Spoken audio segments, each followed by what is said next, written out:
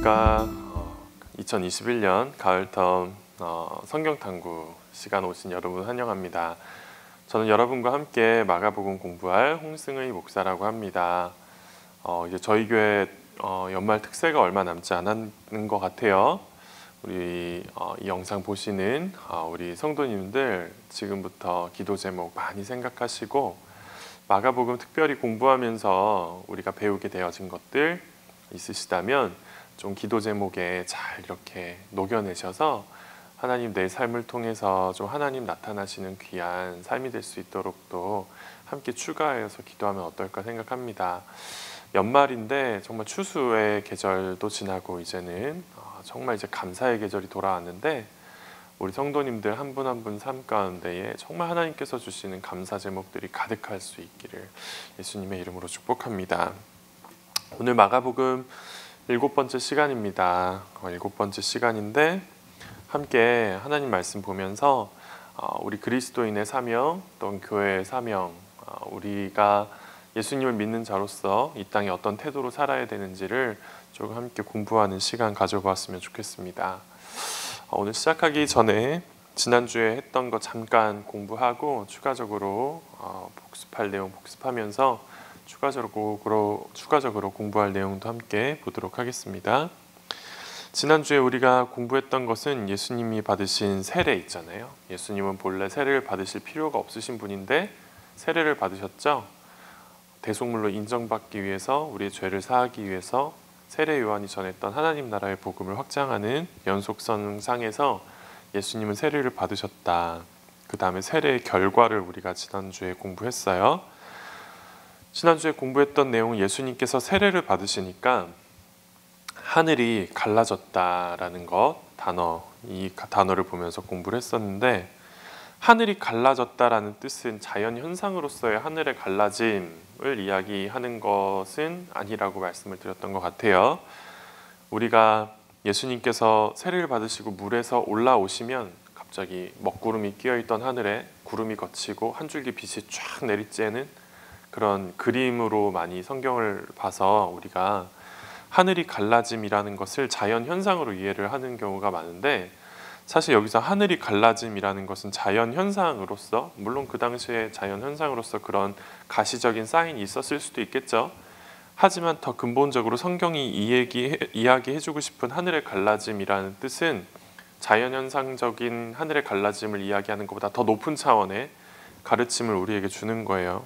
그건 뭐냐 하면 그동안 닫혀 있었던 하늘, 하나님과 인간 사이에 닫혀 있었던 하늘이 열렸다라는 표현을 지난주에 말씀을 드렸어요. 예수님이 오시기 전에 말라기 선지자가 마지막 구약의 선지자였는데 세례 요한을 선지자로 본다면 마지막 선지자는 세례 요한이 되겠지만 세례 요한 직전에 구약 선지자 중에 말라기가 하나님의 말씀을 전한 다음에 400년 동안 침묵이 있었죠. 하나님께서 그 400년의 침묵의 시간을 하늘의 닫혀짐이라고 이스라엘 사람들은 생각을 했는데 하늘이 갈라지고 열려졌다. 드디어 하나님의 계시가 시작되었다라는 의미로서 하늘이 갈라졌다라는 표현을 마가가 사용했다라고 말씀을 드렸어요. 하늘이 닫혀 있는 상태는 어떤 상태였는가? 그럼 이스라엘 사람들에게 지난주에 잠깐 나눴었는데 첫 번째는 죽음의 상태가 바로 하늘이 닫혀 있는 상태였다라고 말씀을 드렸어요. 하나님과 인간 사이에 하늘이 있는데 하늘이 막혀져 있으면 인간은 어떤 존재인가? 죽어 있는 상태예요. 살아 있으나 죽은 자와 같은 사람들이 하늘이 닫혀 있는 상태에 있는 사람들이 바로 일반적인 그 시대 사람들의 삶이었다라는 거죠. 이사야가 얘기하죠. 하늘이 닫혀 있는 상태에서 인간은 이런 상태입니다. 어떤 상태인가? 주의 이름을 부르지 않는 이방인들과 같은 상태. 하나님과 상관없는 사람들의 상태가 바로 우리이다. 제발 하늘을 손으로 찢으시고 내려오시고 하늘에서 내려다봐 주옵소서. 이사야가 기도했었던 기도의 제목. 하늘이 닫혀 있고 막혀 있다면 사람들은 어떤 사람들인가? 하나님과 상관없는 사람들. 하나님과 상관없다라는 뜻은 어떤 뜻이냐면 죽어있는 사람들, 영적인 죽음을 겪고 있는 사람들이라는 거죠. 이 시대 사람들이 얼마나 이런 모습으로 많이 살아가는지 모릅니다. 하나님 없이 살아가는 사람들 정말 많죠. 제가 요즘에 좀 마음이 좀 안 좋았다, 아팠다 하는 한국 사회뿐만 아니라 전 세계의 흐름 중에 하나, 얼마 전에 할로윈이었죠. 한국 뉴스를 보는데 10월 마지막 날 이태원에, 한국에 있는 이태원에 정말 많은 사람들, 뉴스를 봤을 땐 제가 기억나는 게 10만 명이 넘는 사람들이 왔다 이런 얘기도 봤던 것 같은데, 엄청나게 많은 군중들이 발 디딜 틈 없이 빽빽하게 이태원 거리를 꽉꽉 채우고 있는 겁니다. 사람들이 다 즐거워 보입니다. 행복해 보여요. 막 자기들이 집에서 준비해온 어떠한 코스튬을 입고 정말 재미있게 노는 것처럼 보이는데, 저는 왜 그 모습들이 다 죽음의 모습처럼 보였는지 모르겠어요. 남자들이며 여자들이며 할 거 없이 너무나 문란하고 음란하게, 또한 영적으로 엄청나게 어두운 모습으로 거리를 활보하는데, 그 모습을 보면서 제가 어떤 생각이 들었는가, 살았으나 죽은 사람들과 같은 모습이 이런 모습이 아닐까라는 생각을 해본 적이 있습니다. 하늘이 닫혀있는 사람들, 정말 하나님이 누군지 몰라서 세상 쾌락이 전부 다인 줄 알고 즐겁게 사는 사람들, 누구보다 생동감 있게 살아가고 있는 것 같으나 그 내면을 보면 다 죽음밖에 없는, 하나님을 알지 못하는, 하늘과 땅이 닫혀있는 상태에 있는 사람들, 이 시대에 얼마나 많이 있는지 모릅니다. 이러한 모습들을 다 우리 사명으로 여겨야 되겠죠. 두 번째, 하늘이 막혀있다면 방황하는 삶을 산다라고 말씀을 드렸습니다. 묵시가 없으면 계시라는 것은 하나님께서 인간에게 주시는 하늘의 특별한 리빌레이션, 하나님의 뜻을 알려주시는 사건인데, 계시가 없으면 어떻게 산다고요? 사람들은 자기 마음대로 방자히 행한다.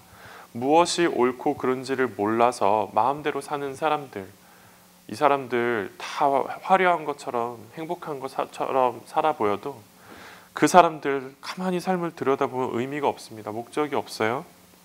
어떻게 해야 되는지, 무엇이 맞는지, 어디로 가야 하는지 알지 못합니다. 사무엘상 말씀에서 사울이 하늘이 닫혀진 사람이었죠.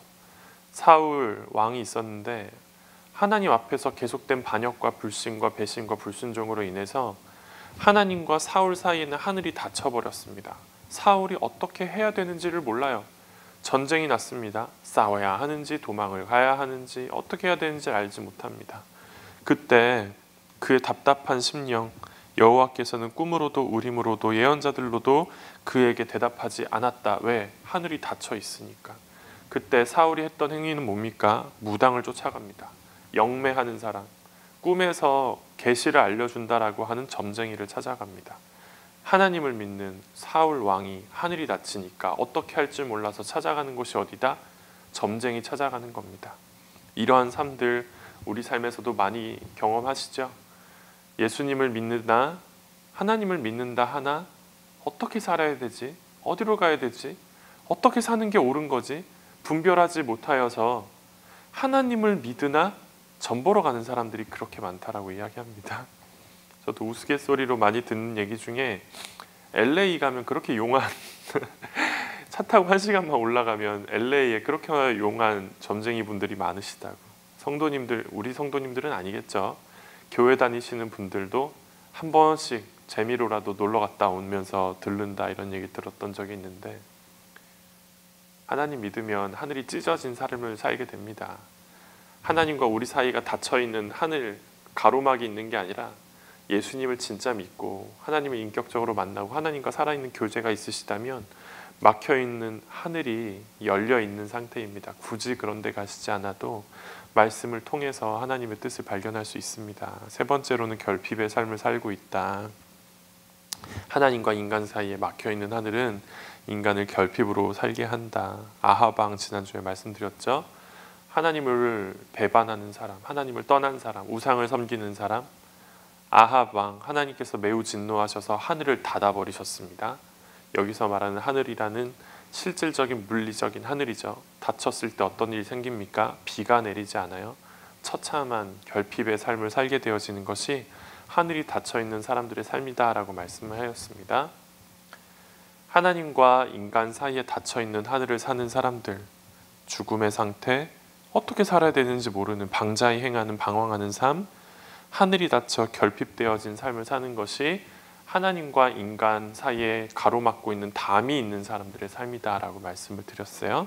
근데 예수님께서 물에서 올라오실 때 하늘이 갈라졌다라는 표현이 있습니다.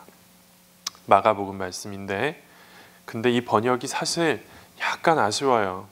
번역이 틀린 것도 아니고 부족하다라고 표현하기도 좀 애매하지만 이 표현보다는 좀 더 정확한 표현이 있는데 영어 성경을 보는 게 좀 더 나은 것 같아요. Heavens being torn open이라는 표현을 썼습니다. 어떤 뜻이냐? 열렸다, 찢어져서 열렸다는 뜻이에요.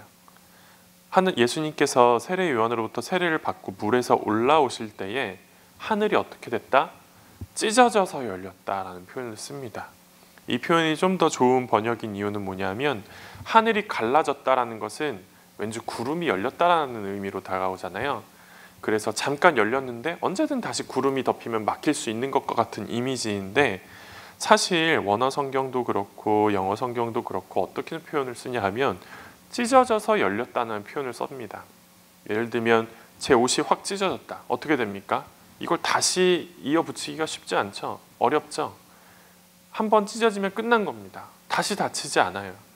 예수님을 믿는 사람들에게는 어떠한 역사가 벌어지는가? 어떠한 사건이 벌어지는가? 하늘이 찢어져서 열려버린 상태.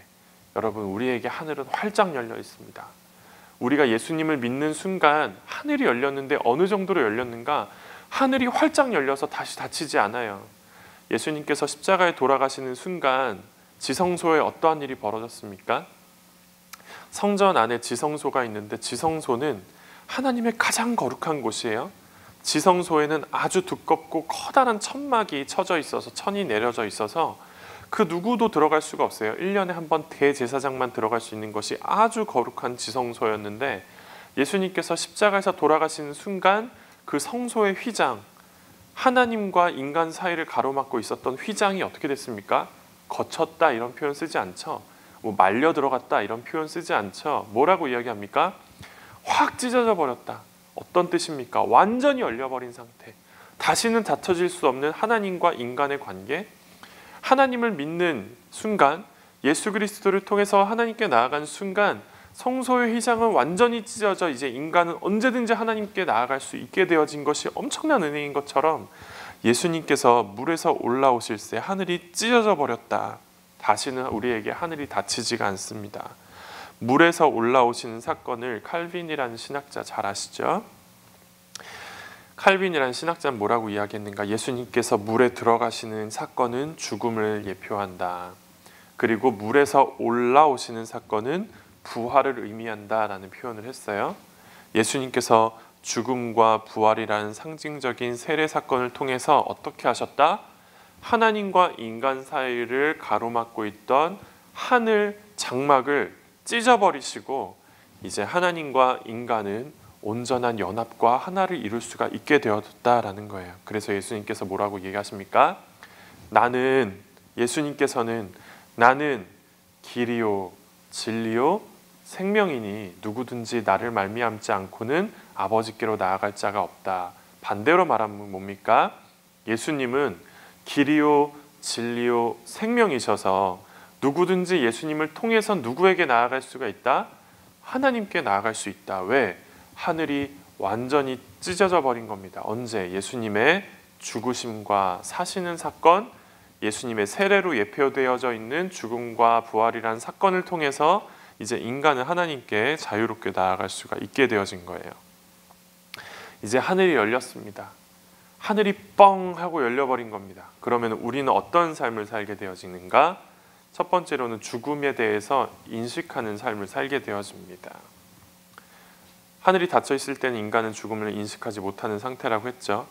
하지만 하늘이 열리면 인간은 죽음을 인식하는 상태가 되어지게 됩니다. 하늘이 열린 사건, 하늘이 열려서 온전한 계시가 내려오게 되면 인간은 어떠한 삶을, 어떠한 모습으로 돌이키게 되어지는가? 회개의 삶을 살게 됩니다. 한 가지 예를 가지고 왔는데 다윗 왕입니다. 다윗 왕이 나라가 평온해지고 이제 인생의 중년에 접어들었을 때에 하나님께서 은혜를 많이 주셔서 성경은 뭐라고 표현하는가? 다윗은 가는 곳마다 이기게 하셨더라. 왜? 그가 공의와 정의를 행했기 때문이다라고 이야기합니다. 다윗 왕이 하나님 앞에서 눈에 들어서 하나님 마음에 참 합한 왕이라서 가는 곳마다 이겨서 삶이 평안하게 되었을 때 그가 했던 행동은 무엇입니까? 죄를 지었습니다. 인생이 편안할 때 밤에 빨리 잠이나 잘 것이지 잠자지 않고 밤에 이렇게 성전 높은 다윗 성 위에서 이렇게 다윗 도성을 내려다보고 있는데 한 여인은 목욕을 하고 있었죠. 밧세바라는 여인인데 너무나 아름다운 겁니다. 그러나 이게 웬걸? 그는 이미 결혼한 여인이었어요. 다윗이 그 여인과 사랑에 빠졌습니다. 어떻게 합니까? 그 밧세바의 남편이었던 우리아를 전쟁터에 가장 험지로 몰아넣어서 죽인 다음에 밧세바와 결혼을 해서 행복하게 살고 있었습니다. 문제는 뭡니까? 죄 가운데 살고 있으니 하늘이 닫혀버린 겁니다. 다윗이 자기가 얼마나 큰 죄를 저지르고 있는지 모릅니다. 우리는 생각합니다. 어떻게 그게 죄인지 몰라? 어떻게 그게 죄인지 모르지? 그게 잘못된 건지 왜 모르지? 하늘이 닫혀 있으면, 하늘이 막혀 있으면 죄가 뭔지도 모르는 것이 우리의 실체라고 로마서에서 사도 바울은 이야기하죠. 율법이 없는 곳에, 하나님의 계시가 없는 곳에 죄가 죄인지 모른다, 이렇게 얘기합니다. 다윗 왕이 죄 가운데 살고 있으니 하나님과의 관계가 단절되어지고 처음엔 찔렸을 수도 있겠죠. 시간이 지나서 양심이 둔해지기 시작합니다. 죄가 죄인지 몰라요. 그냥 밧세바와 행복하게 살고 있는 겁니다. 근데 그때 하나님께서 가만히 안 계시죠. 다윗과 하나님 사이에 하늘이 닫히니까 하나님께서 한 사람을 보내십니다. 누구냐? 나단 선지자입니다. 나단 선지자가 가서 얘기하죠. 왕이시여, 제가 한 가지 여쭤보고 싶은 게 있습니다. 뭡니까? 제가 한 부자를 아는데 나쁜 부자가 있습니다. 그 부자는 많은 양을 가지고 있고 아주 풍성한 부자입니다. 근데 또 한 사람, 가난한 사람이 있네요. 이 가난한 사람은 양 한 마리밖에 없는데 이 어린 양을 얼마나 아꼈는지 이 가난한 사람은 이 양과 같은 밥그릇에서 밥을 먹고 잠도 같이 자고 아주 가족과 같이, 딸과 같이 여기는 양이 있었습니다. 근데 왕이시여, 이 부자는 양도 많은데 하루는 이 부자에게 손님이 찾아온 겁니다. 자기 양을 잡아서 손님을 대접하긴 아까워서 이 가난한 사람의 양을 빼앗아서 그 양을 잡아 손님을 대접했습니다. 이 부자 어떻게 해야 됩니까? 다윗 왕이 자기 얘기하는지를 모릅니다. 얼마나 하늘이 두껍게 닫혀 있는지, 얼마나 자기가 큰 죄를 저지르는지 모르는지, 자기가 그런 사람은 잡아서 죽여야 된다고, 그런 사람은 율법에 의해서 한 것보다 더 많은 보상을 해줘야 된다고 다윗이 화를 냅니다. 자기 얘기하는 줄을 몰라요. 그때 나단 선지자가 얘기합니다. 다윗 왕이시여, 그게 누군지 아십니까? 바로 당신입니다. 하나님의 계시의 말씀, 묵시를 전해 주었어요. 그러자 닫혔던 하늘이 살짝 열리며 하늘에 조명이 내려오기 시작하죠. 다윗 왕이 뭐라고 이야기합니까? 다윗이 나단에게 이르되 내가 여호와께 죄를 범하였습니다. 왜 그동안 몰랐을까요? 왜 그동안 자기가 그런 죄인인지 몰랐을까요? 하늘과 자기 사이가 닫혀 있으니 죄악이 죄악으로 여겨지지 않고 슬슬 타협하며 사는 겁니다. 정말 이게 가능할까? 정말 이게 가능하더라고요. 예수님을 믿는다라고 이야기하지만 하나님을 근심하는 일을 계속하는 사람들이 있습니다. 성령이 소멸되진 않죠. 하늘이 완전 닫히진 않는데 하늘이 다 열려 있다라는 사실을 잊어버리고 사는 사람들이 있습니다. 가볍게 시작한 거짓말이 점점점 커져요. 세상에서 세상 방식으로 사는 것을 살다 보니까 하나님의 방식이 점점점 무뎌집니다. 어느 순간 내 삶을 돌아봤는데 하나님과 상관없는 삶을 살고 있는 사람들 우리 주변에 많지요. 그때 하나님의 말씀이 들어가야 됩니다.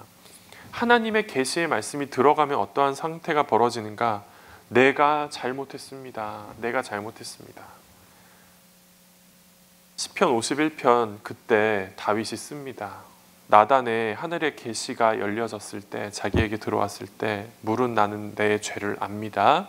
시편 51편 말씀, 내 죄가 항상 주 앞에 있습니다. 내가 죄악 중에 출생했는데 어머니가 죄 중에서 나를 잉태했습니다. 나의 본질 자체는 죄입니다. 우리 어머님이 뱃속에서 나를 잉태한 그 순간부터 나는 죄인입니다. 이런 인사이트가, 이런 깨달음이 어디서 오는 겁니까? 나단을 통해서 하늘의 계시가, 하늘의 묵시가 다윗에게 전달되어졌을 때 벌어진 일이에요. 나를 정결하게 하옵소서, 나의 죄를 씻어 주옵소서. 주여, 주의 얼굴을 내 죄에서 돌이키시고 내 모든 죄악을 지워 주십시오. 하나님이여, 내 속에 정한 마음을 주시고 내 안에 정직한 영, 성령을 거두지 마시고 나로 구원의 기쁨을 다시 한번 회복시켜 주십시오. 이러한 회개가 어디서 나타나게 되어졌는가? 하늘이 열린 상태 때 나타나는 현상이에요. 나단을 통해서 하나님의 계시가 들어가고 하늘이 열려졌을 때 다윗은 자기의 본질을 아는 겁니다. 내가 죄인이구나. 내가 죽어 마땅한 죄인입니다. 이것을 깨닫는 순간이 언제인가? 하늘이 열려지는 순간 깨닫게 되어지는 겁니다. 여러분, 예수님 믿으면 하늘이 열려집니다. 예수님 믿으면 하늘이 찢어진대요. 다시는 닫을 수 없을 만큼 하늘이 활짝 열린답니다. 그러면 우리는 어떻게 됩니까? 우리의 죄악을 깨닫게 되어지는 겁니다. 사울이 있었죠. 사울 왕 말고 사도행전에 나오는 사울이 있었습니다. 하늘이 닫혀 있었습니다. 그렇게 열심히 살아있는데, 그렇게 하나님을 위해서 열심히 산다고 하는데 흥미롭게도 하늘이 닫혀 있었습니다. 하늘이 쪼개진 순간이 있었습니다. 다메섹 도상을 가고 있었어요. 초대교회 성도들을 잡아서 죽이려고. 하나님을 향한 헛된 열심이 있어서 말을 타고 가는데 하늘이 찢어졌습니다. 하늘이 갑자기 활짝 열려서 엄청나게 큰 빛이 자기에게 내려왔어요. 그 빛이 누굽니까? 예수 그리스도를 보는 순간 그의 눈이 멀었습니다. 하늘이 열린 사건입니다. 그가 자기가 얼마나 큰 죄인인지를 깨닫습니다. 이야기합니다. 나는 죄인 중에 괴수였어. 나는 하나님을 알지 못할 때 하늘이 닫혀 있을 때 헛된 열심으로 살았는데 얼마나 열심히 살았는지 하나님 믿는다, 예수님 믿는다는 사람들 잡아 죽였어. 그러나 웬걸 내가 다메섹 도상에서 하늘이 열리고 예수님을 만났을 때 나는 대번에 알았지. 내가 어떤 사람인지. 나는 죄인 중에 괴수야. 그런데 웬걸 죄인 중에 괴수인 나를 하나님께서 죽이지 않으시네. 나는 죽어 마땅한 죄인인데, 사도 중에 가장 낮은 자인데, 나는 가장 큰 죄인 중에 괴수, 가장 큰 죄인인데 하나님이 나를 죽이는 대신 나를 사도 삼아 주셨지. 그리고 나를 복음의 증인 삼아 주셔서 이 영광스러운 사도의 직분을 나에게 허락하여 주셨지. 이제 내가 할 것은 무엇인가? 충성밖에 없다. 이 고백을 누가 하는가? 하늘이 열려진 것을 본 사울이 하는 겁니다. 그리고 누가 되었는가? 바울로. 그가 이방인에게 복음을 전하여 순교하는 그 순간까지 나는 선한 싸움 다 싸우고 내가 달려갈 길을 다 마치고 이제는 나를 위해 예비내어 놓으신 하늘의 면류관 받으러 나는 떠난다 하고 마지막 편지 쓰고 아름답게 그 역사의 뒤안길로 사라져 버린 사람, 사도 바울. 여러분, 누가 자기가 죄인인 줄 깨닫고 누가 은혜를 은혜로 여길 수 있는지 아십니까? 하늘이 찢어짐을 경험한 사람들이 그렇게 살 수 있는 겁니다. 성경 공부 많이 한다고 되는 게 아니에요. 하늘이 찢어짐을 본 사람들, 정말 하늘이 찢어져서 내 본질을 하나님 앞에서 본 사람들, 하나님의 영광의 빛을 맞은 사람들, 그 사람들은 하나님께 드릴 것은 충성밖에 없구나, 이 얘기할 수 있는 겁니다. 하나님의 영광의 빛을 맞은 사람들이 있습니다. 감지덕지한 사람들, 그 사람들이 하나님 하늘의 찢어짐을 경험한 사람들이에요. 이런 삶을 경험하시는 여러분 되었으면 좋겠습니다. 두 번째로는 하늘이 찢어진 사람들은 하나님의 뜻을 분별할 수가 있습니다. 어떻게 살아야 되는지를 압니다. 제가 몇 년 전에 그 인터넷에서 사람들이 죽기 전에 하는 가장 많은 후회들을 본 적이 있습니다. 사람들이 죽기 전에 하는 가장 많은 후회들, 첫 번째가 수많은 걱정거리를 안고 살아온 거라고 합니다. 두 번째는 어떤 일에 몰두해보지 못하고 살아본 것이 죽을 때 제일 많이 하는 후회라고 합니다. 세 번째로는 조금 더 도전적으로 살지 못한 것이 인간이 죽을 때 가장 많이 하는 후회래요. 수많은 걱정거리를 안고 살아온 것, 어떤 일 하나에 몰두해보지 못한 것, 좀 더 도전적으로 살지 못한 것, 이 세 가지가 인간이 죽을 때 하는 가장 많이 하는 후회 세 가지라고 하는데, 하늘이 열린 사람들은 이런 고민할까요? 하늘이 열린 사람들은 이러한 고민에 해당이 될까요? 성경은 이런 고민이 가당치 않다라고 이야기합니다. 옛날에 조정민 목사님, 옛날에 사회생활할 때는 아주 잘 나가시던 분이시죠. 그 IMBC 사장까지 하시고 MBC에서 앵커까지 하셨던 뉴스 잘 나가시는 분이셨는데, 옛날 TV에, 공중파 TV에 나와서 한번 이런 얘기 하신 적이 있어요. 인생에 고민이 있으십니까? 누가 이렇게 물어봤는데 조정민 목사님이 너무 담대하게 공중파 TV에서 어떤 얘기를 했냐면, 저는 인생에 고민이 하나도 없습니다 라는 얘기를 하셨던 것이 기억이 납니다. 옛날에는 그렇게 치열하게 살 때가 있었는데 지금 목사가 되니까 인생에 고민이 하나도 없습니다, 이런 표현을 했는데, 그 당시 저도 그것을 보면서 에이 뭘 없어 라고 했는데, 그분의 삶을 보면 정말 고민이 없어 보여요. 왜 살아야 되는지 인생이 너무나 분명해진 겁니다. 하늘이 닫혀있는 사람들은 어떻게 살아야 되는지를 알지 못하는데, 하늘이 활짝 열린 사람들, 성경에서 뭐라고 이야기합니까? 마태복음 6장에서 예수님께서 말씀하시죠. 내가 너희한테 이르노니 무엇을 먹을까, 무엇을 마실까, 무엇을 입을까 고민하지 마. 수많은 걱정거리를 끌고 살아가는 것이, 끌어안고 살아가는 것이 하늘이 닫혀버린 사람들의 인생인데, 무엇을 마실까, 무엇을 먹을까, 무엇을 입을까 걱정하지 마. 이는 다 이방인들이 구하는 것이야. 수많은 걱정거리를 살아온 것 걱정하지 마.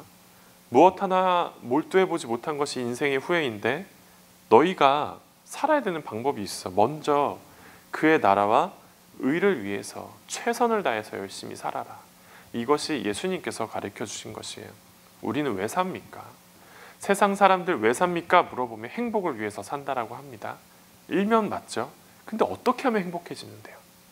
행복을 위해서 사는 게 맞는데 뭘 하면 행복해집니까? 영원히 남는 것을 위해서 사는 사람들이 진짜 행복한 사람들 아니겠습니까? 지금 내가 행복한데 시간 지나면 없어질 행복이라면 그것이 무슨 진정한 행복이겠어요? 제가 저희 아들과 항상 바닷가에 가면 했던 행동들이 있습니다. 코로나 때 거의 바닷가도 못 가봤지만, 바닷가 가면 저 스스로도 항상 해보는 행동이 있어요. 그건 뭐냐 하면, 바닷가 모래사장에 나가서 흙 한 줌을 꼭 손에 쥡니다. 절대 누가 뺏어갈 수 없을 것처럼 손에다가 흙을 한 줌 쥐고 꼭 쥐어요. 절대 누가 뺏어갈 수 없을 만큼 힘을 꽉 줘서 흙을 많이 짚습니다. 근데 재밌게도 바닷물에다 손 집어넣고 손 몇 번 이렇게 흔들면 손에 있는 모래들이 다 빠져나갑니다. 그렇게 힘을 주고 있는데, 그렇게 꽉 놓치지 않을 것처럼 힘을 주고 있는데 물 몇 번 흔들면 없어지는 게 흙이더라고요. 세상 행복 이런 거 아니겠습니까? 쥐고 놓지 않을 것 같이 꽉 손에 힘을 주고 물에다 몇 번 흔드는데, 손에 있는 즐거움과 행복이라고 여겼던 것이 파도 몇 번에 없어지는 것이 이 세상 즐거움 아니겠어요? 뭐가 진정한 행복을 보장해 줄 수 있는가? 하늘이 열린 사람들은 무엇을 위해 사는가? 영원히 남는 것을 위해 사는 겁니다. 내가 지금 숨쉬고 하는 행동, 내가 지금 숨쉬면서 일하고 있는 모든 것들이 하늘에 다 쌓여 있다. 내가 지금 하는 거 의미 없는 것이 아니라 정말 남는 것이다 생각한다면, 지금의 삶이 얼마나 모든 순간순간이 의미 있고 행복하게 다가오겠어요. 여러분, 하늘이 열린 사람들은 의미 없는 세상과 같이 살지 않습니다. 의미 있는 하나님의 자녀로 살아갈 수가 있는 것, 이것이 하늘이 열린 사람들이다. 기억하셨으면 좋겠어요. 마지막 세 번째로는 결실을 맺는 삶을 살 수 있습니다. 아까 전에 하늘이 닫힌 사람 아합 왕 이야기를 했는데, 하늘이 닫히고 비가 내리지 않았다라고 이야기합니다. 비가 보장해 주는 것은 무엇이냐면 풍성함이 아니에요. 당연한 결실입니다. 비라는 것이 인간에게 보장해 줄 수 있는 것이 많은 결실이라는 것이 아니에요. 비가 많이 내려도 결실이 없을 수도 있죠. 비가 내려주는 은총은 무엇이냐 하면 당연한 것을 당연하게 만들어주는 겁니다. 식물이 자라나는 것이 우리는 당연한데 원래 당연하지 않죠. 비가 내리지 않으면. 비라는 것은 어떠한 것이냐, 성경에서 당연한 것을 당연하게 여길 수 있는 것입니다. 당연한 수확에 대한 당연한 보상을 이야기해 주는 것이 비라는 것의 성분이에요. 예수님을 믿는다는 삶은 어떠한 삶인가? 당연한 결실을 맺을 수 있는 겁니다. 당연한 결실. 요즘에 한국의 가장 큰 문제가 부동산 문제라고 하죠. 요즘 젊은이들이 집 사기를 포기했다라고 합니다. 왜? 내가 이렇게 열심히 수고했는데 집 하나 못 사. 내가 이렇게 평생 내 젊음을 갈아 넣어서, 요즘 젊은이들 그런 표현 쓰는데, 내 젊음을 갈아 넣어도 집 하나 못 산다는 겁니다.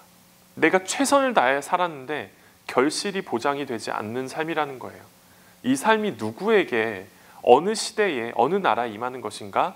하나님과 인간이 막혀있는 상태에서 일어나는 현상들이다라고 성경은 이야기합니다. 인간은 노력을 하면, 수고를 하면 수고의 삭슬 받는 것이 하나님의 은총이에요. 더 많은 결실을 받으면 더 큰 은총이겠죠. 근데 하나님께서 말씀하시는 은총이라는 것은 내가 10을 노력했으면 10의 수확을 얻는 것이 하늘이 열린 비의 상징이에요. 하나님께서 주시는 은총의 사건이에요. 일을 10을 했다면 10의 결실이 있어야 됩니다. 근데 하늘이 막혀 있으면 10을 일해도 1밖에 결실을 맺지 못하는 겁니다. 아담이 낙원에서 쫓겨났죠. 하나님께서 아담에게 내리신 저주 중에 하나가 뭐냐면, 땅은 너에 대한 대적이 될 거야. 땅은 가시와 엉겅퀴를 내서 수확의 결실을 내지 못하도록 만들 거야. 이것이 인간에게 내린 저주입니다.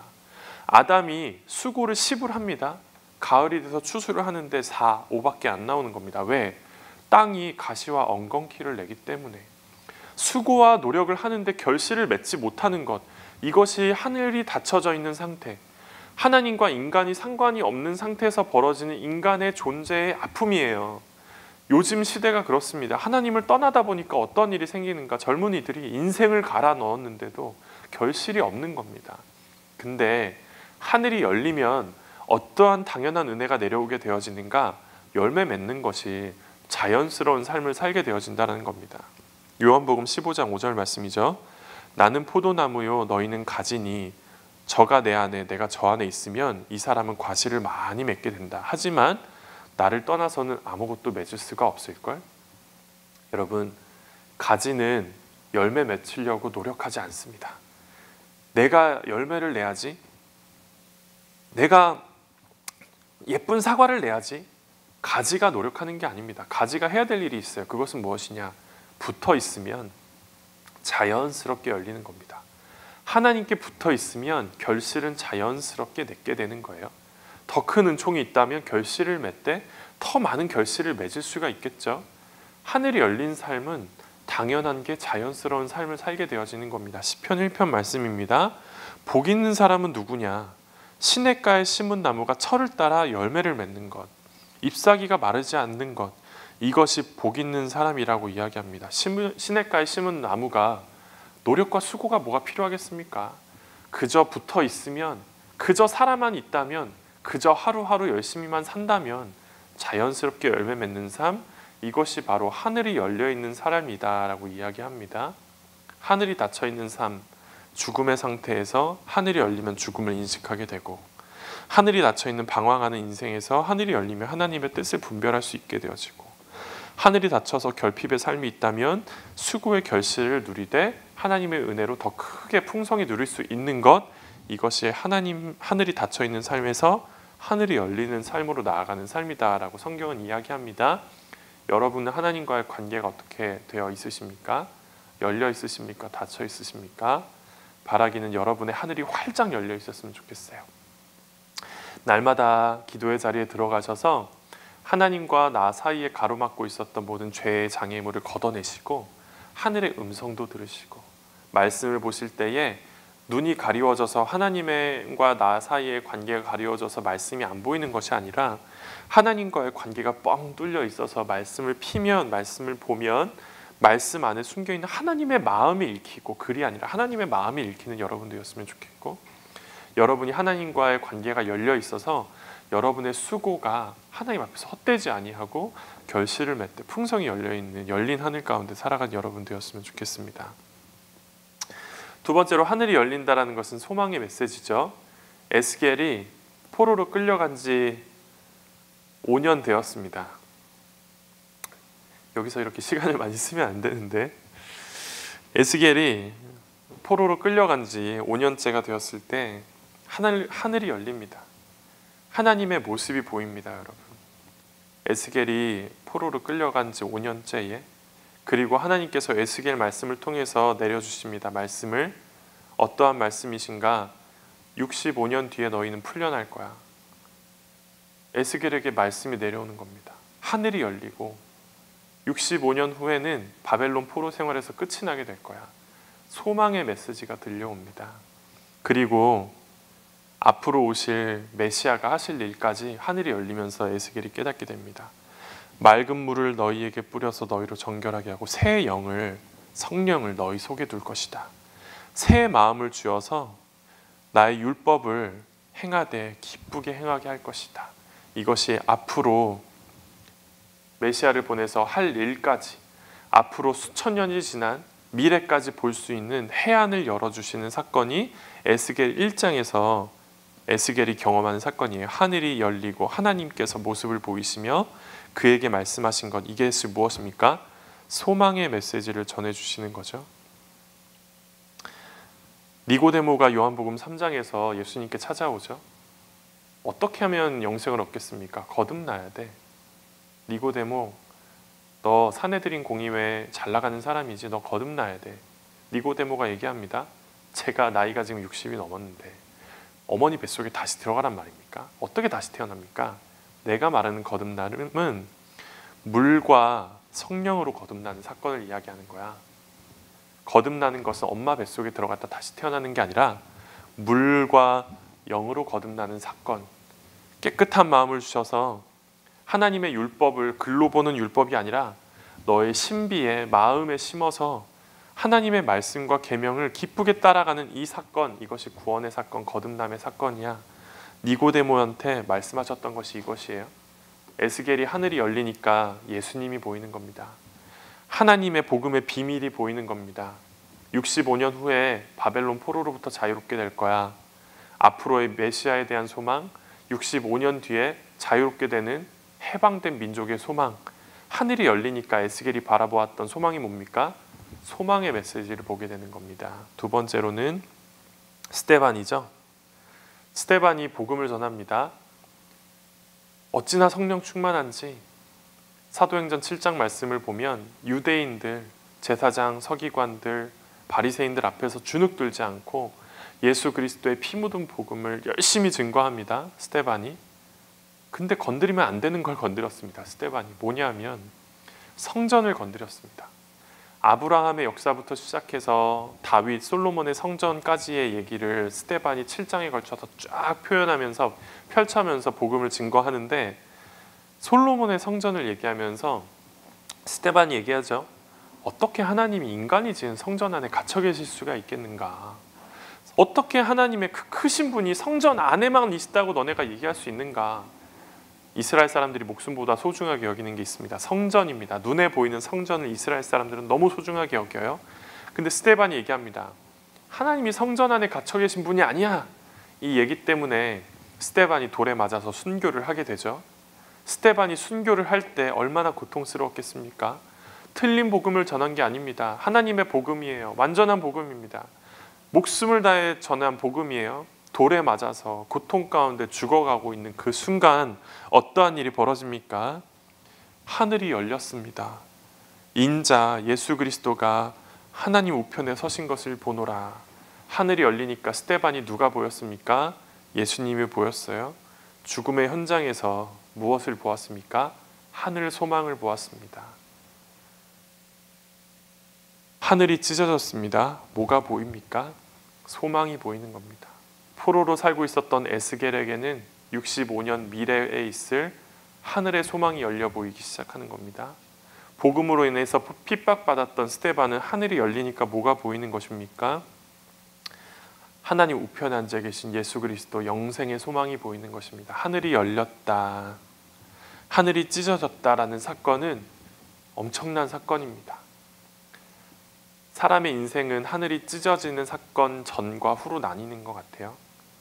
하늘이 찢어지는 사건 이전에 살았다면 정말 어두운 상태, 살았으나 죽은 자들, 뭘 해야 되는지 모르는 사람들, 결핍과 궁핍이 있는 사람들, 하늘이 찢어지기 이전의 사람들입니다. 하늘이 찢어지는 이후에 사는 사람들은 어떠한 사람들입니까? 소망의 사람들입니다. 지금 힘들어도 앞으로 하나님께서 하실 해방의 메시지들이 잘 읽히고요. 복음으로 인해서 핍박받는 삶이 다 해석이 되어져서 핍박 속에 숨어있는 예수 그리스도가 보이고요. 하늘이 보여서 영생의 소망이 보이고요. 내가 어떠한 존재인지, 은혜가 무엇인지 알게 되고요. 무엇을 위해 살아야 되는지도 알게 되고, 내가 이 땅에서 열심히 산 것에 대한 결실을 맺을 뿐만 아니라 모든 것이 상급되는 삶, 하늘이 갈라지는 이전의 삶과 이후의 삶이 완전히 확연하게 구분되어지는 것이에요. 저는 바라기는 여러분이 하늘이 열린 사람들 다 되어서 하나님의 은혜를 좀 많이 경험했으면 좋겠습니다. 두 번째 보도록 하겠습니다. 하늘이 열리고 성령님이 오시죠. 예수님께서 물에서 올라오실 때 하늘이 갈라진 이후에 뭐가 됐는가? 성령님이 오십니다. 성령이 비둘기같이 자기에게 내려오셨다. 성령님이 비둘기같이 예수님에게 내려오셨다. 이 말씀 똑같은 구절이 있습니다. 누가복음 3장 22절 말씀입니다. 성령이 비둘기 같은 형체로 예수님 위에 강림하시더니, 이 두 구절이 있는데 제가 일부러 두 개를 갖고 온 겁니다. 여러분 이 두 구절의 차이점을 아시겠습니까? 마가복음과 누가복음에서 같은 사건을 기록했는데 약간 다른데 뭐가 다른지 보이십니까? 첫 번째로는 성령님의 행동을 강조하고요. 누가복음에서는 성령님의 형상을 강조합니다. 성령님의 행동을 강조하는 것과 성령님의 형상을 강조하는 것은 엄청난 큰 차이가 있기 때문에 오늘 시간이 되면 이 두 가지를 한번 다 비교하면서 예수님을 믿는 사람들이 어떠한 삶을 살아야 되는지를 좀 보는 시간을 갖도록 하겠습니다. 첫 번째로는 행동을 강조하는 것은 어떠한 의미인가? 성령이 비둘기같이 새와 같이 자기에게 내려오셨다라는 표현인데, 성령님의 행동을 강조하면 유대 문헌에서는 무엇을 이야기하는가? 새 창조, 은혜의 시대, 새로운 시대가 열렸다라는 사인으로서 여겨집니다. 창세기 1장 2절 말씀, 여러분 잘 아시는 말씀인데, 땅이 혼돈하고 공허하며 흑암이 깊음 위에 있었다. 마가복음 1장 1절 설명하면서 이 구절을 마가가 인식하고 성경을 썼다라고 말씀을 드렸어요. 기억 안 나시면 1편을 다시 보시고, 하나님의 영은 수면 위에 운행하신다. 이 표현을 보시면 여러분은 어떤 표현이 드는가? 그냥 어떤 물 위에 어떠한 영과 같은 존재가 이렇게 떠다니는 것을 상상하실 수가 있는데, 원어를 보면 그렇지 않습니다. 이 원어를 보면 어떤 표현이 있냐면 신명기 32장 말씀에 하나님은 마치 독수리가 자기의 보금자지를 어지럽게 하며 자기의 새끼 위에서 너풀거리다. 큰 독수리 한 마리를 상상해 보십시오. 둥지에 새끼들이 있는 겁니다. 삐약삐약 하는. 독수리 새끼가 삐약삐약 하는지 모르겠지만 깨악깨악 한다고 하면 그 위에서 독수리 어미가 날개로 너풀거리면서 펄럭이면서 새끼를 보듬어 안고 있는 형태, 이 모습이 운행하시는 모습과 같은 모습입니다. 하나님이 태초를 창조하실 때 운행하셨다라는 표현은 독수리와 같은 형체로, 새와 같은 모습으로 펄럭이고 계신 거예요. 세상 안에서 품고 계신 거예요. 예수님께서 받으신 성령님의 세례 사건에서 비둘기와 같이 새와 같이 자기에게 내려오시는 이 행동을 강조했을 때는 새로운 창조를 말하고 있는 거예요. 창세기에서 운행하실 때에 새처럼 운행하실 때에 새로운 창조가 열렸던 것처럼 새 행동? 새 이 형태는, 행동은 새로운 창조, 은혜의 시대가 열렸다라는 것을 의미하는 것이에요. 노아의 방주에서도 마찬가지죠. 노아가 홍수가 난 이후에 비둘기를 날려보냅니다. 물이 말랐는지 안 말랐는지, 이제는 배 밑으로 내려가야 되는지 안 내려가야 되는지를 알지 못하기에 비둘기를 날려보내죠. 그때 비둘기가 앉을 곳을 찾지 못해서 내려앉았고 돌아왔고 결국은 노아에게 내려앉게 됩니다. 그 사건은 무엇인가? 은혜의 시대가 열렸다라는 거예요. 예수님께서 세례를 받으시고 성령님께서 비둘기와 같이 예수님 아래 내려오셨다라는 사건, 예수님 아래서 위에서 너풀거리신 사건은 무엇인가? 새로운 시대가 열렸다라는 것을 마가에서는 얘기해주고 있는 거예요. 완전히 새로운 시대. 과거 이스라엘의 아픔의 시대가 많이 있었죠. 수많은 난민 시대부터 시작해서 수많은 나라들의 포로 시절, 포로 생활의 그 긴 시간이 있었는데 이제 그것이 끝나고 지금부터 예수님이 오신, 예수님께서 출현하시고 세례 받으신 그 사건을 통해서 무엇이 열리게 되어지는가? 완전한 새로운 창조, 완전한 새로운 은혜의 시대가 열렸다라는 시작점이 바로 예수님이다라고 마가는 얘기하고 있는 거예요. 놀랍죠? 두 번째로는 성령의 형상을 강조하는 것이 있습니다. 형상을 강조하는 것. 그것은 무엇이냐면 비둘기의 모습을 강조하면 바로 다른 의미로서의 메시지가 증거가 되어지는 거예요. 여러분, 누가복음에서는 비둘기 같은 모습으로 나타났다라는 글을 썼는데 이 글을 읽는 사람들은 어떻게 읽혔을까요? 제가 한 가지 그림을 갖고 왔는데 이것이 뭔지 아십니까? 그 당시 로마 군대의 흉장입니다. 로마 군대의 상징이에요. 옛날에 로마가 탄생을 하게 됐죠. 로마가 건국하게 됐죠. 저도 이번에 로마 역사에 대해서 다시 한번 공부하는 기회가 됐는데 로마를 건국한 사람이 로물루스와 레무스 두 사람이죠. 두 사람은 형제입니다. 신화에 따르면, 설화에 따르면 이 두 아이가 누구에 의해서 길러졌는가? 늑대에 의해서 늑대젖을 먹으면서 길러진 아이들, 이 사람들이 로마의 창시자들, 로마의 건국인들이다라고 이야기합니다. 로물루스와 레무스가 있었는데 이 두 형제가 나중에 건장한 사람이 되어서 싸우게 됩니다. 왜 싸우게 되는가? 로마를 어디다 세울까? 한 사람은 아베티움 언덕 위에다가 로마를 건축하자. 한 사람은 로물루스는 레무스는 아벤티누스, 로물루스는 팔라티움 언덕, 여기에다 로마를 건축하자, 건설하자라는 이야기로 두 사람이 옥신각신 싸움을 하게 됩니다. 그때 내기를 하죠. 독수리가 많이 올라오는 곳에서 우리가 나라를 건설하자.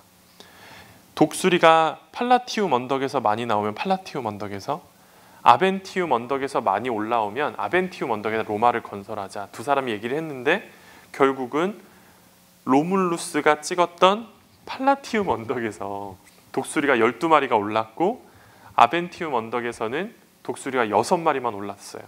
그래서 로물루스가 지은 팔라티움 언덕, 로물루스가 이야기했던 저쪽에서 로마 나라가 세워지면서 로물루스라는 이름을 따서 로마라는 나라가 탄생을 했다라고 이야기를 합니다. 그 다음부터 로마의 상징은 무엇이 되었는가? 바로 독수리가 되었어요. 독수리. 그래서 로마의 그 국호에도 항상 독수리가 들어가죠.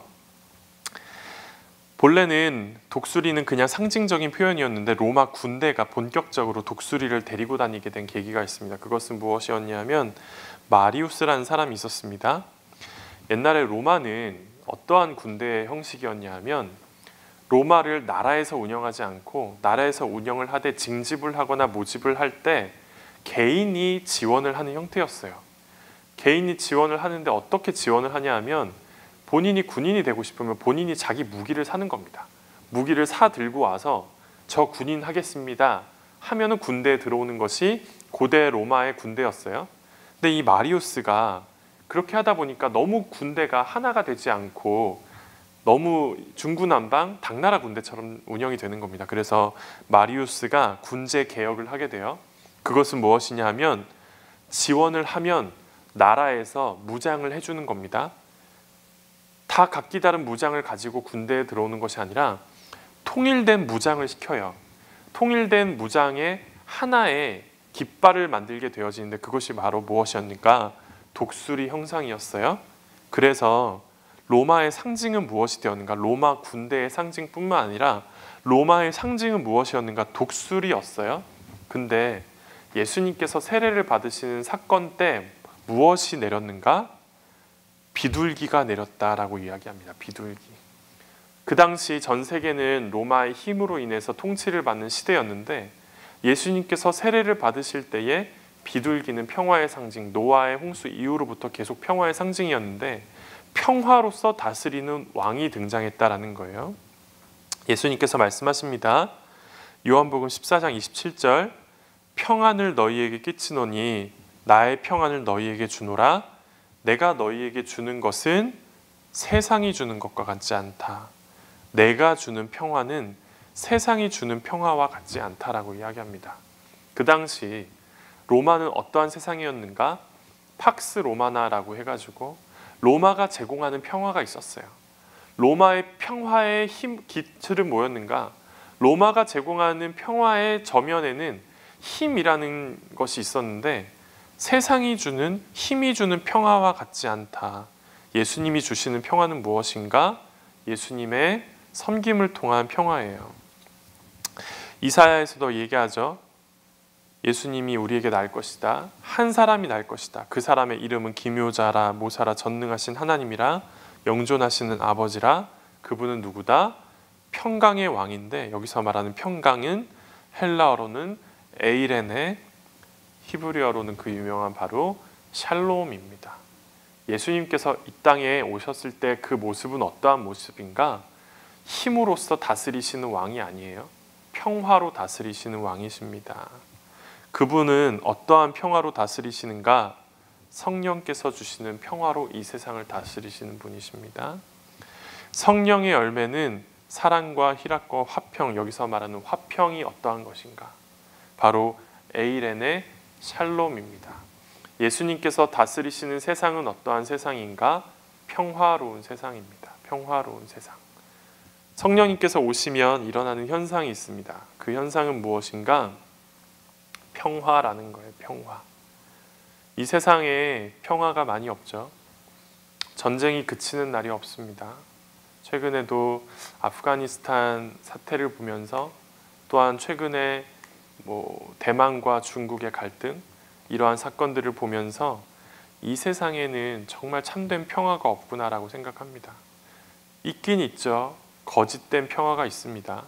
예수님께서 말씀하시는 것과 같이 세상이 주는 평화가 있습니다. 힘으로 유지되는 평화가 있다라고 이야기합니다.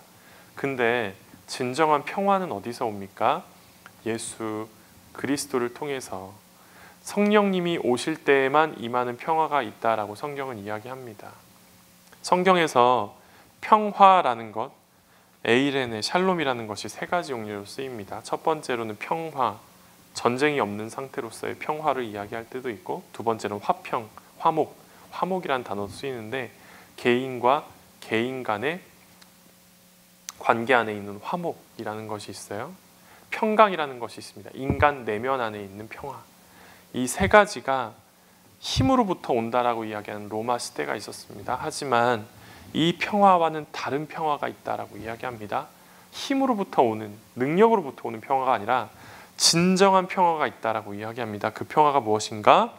예수님께서 주시는, 하늘이 열렸을 때 성령님이 옴으로 인해서 이루어지는 평화가 있다라고 성경은 이야기합니다. 바라기는 여러분이 예수님을 믿었을 때 화목한 사람들이 되었으면 좋겠습니다. 내가 가는 곳마다 화목한 상태가 이루어졌으면 좋겠어요. 내면 안에 평강이 있었으면 좋겠습니다. 같은 에이렌의 샬롬인데 예수님이 내 안에 들어오셔서 정말 강물같이 흐르는 평화가 있었으면 좋겠습니다. 더불어 성령을 받은 우리가 받는 땅마다 평화가 이루어졌으면 좋겠어요. 이 어두운 시대 가운데에 성령의 사람들을 통해서 예수 그리스도의 평강의 통치가 일어날 수 있기를 예수님의 이름으로 축복합니다. 오늘은 여기서 마치고 다음 주에는 평강에 대해서 좀 더 공부하는 시간 가졌으면 좋겠네요. 제가 기도하고 마치도록 하겠습니다. 살아계신 하나님 감사합니다. 하늘을 여시고 우리에게 성령의 조명하신 말씀과 묵시의 계시를 주셔서 감사합니다. 죽음을 알게 하여 주시고 죽음 이후를 알게 하여 주시되 죽음 이후가 두려움이 아니라 소망으로 받아들일 수 있게 하여 주셔서 감사합니다. 이 땅의 삶이 낭비가 아니라 결실을 맺는 삶 되게 하여 주시고 상급 삼는 삶 되게 하여 주셔서 감사합니다. 모든 것이 주의 은혜입니다. 성령의 역사하심을 따라 성령의 인도하심을 따라서 어디서는 화목을 경험하고 평강을 이루게 하며 또한 평화를 이루는 우리 성도님들, 우리 교회가 될 수 있도록 은혜 내려 주옵소서. 우리 가운데 계신 하나님을 찬양합니다. 주님만 높여드립니다. 살아계신 예수님의 이름으로 기도합니다. 아멘. 수고 많이 하셨습니다. 다음 주에 뵙겠습니다.